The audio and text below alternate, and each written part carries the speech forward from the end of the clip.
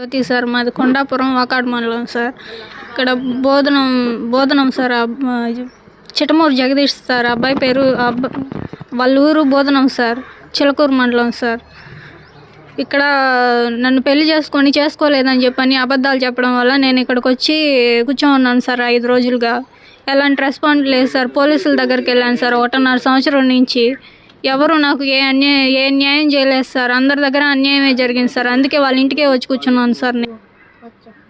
గత 2.5 సంవత్సరం అయింది సార్ అబ్బాయి నన్ను పెళ్లి చేసుకొని. 2.5 సంవత్సరం బాగానే ఉన్నాడు సార్. కానీ 1.5 సంవత్సరం వాళ్ళ అమ్మోళ్ళు చెప్పిన పెళ్లి చేసుకోవాలని చెప్పి నన్ను వదిలించుకోవాలని ప్లాన్ చేశాడు సార్.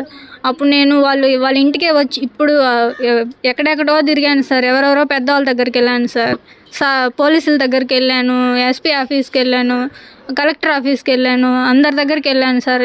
ఎవరు నాకు న్యాయం చేయలేదు సార్. కనీసం ఇప్పుడైనా అధికారులు నాకు న్యాయం చేయాలని కోరుకుంటూ వాళ్ళ ఇంటి దగ్గరకు వచ్చి చేస్తున్నాను సార్.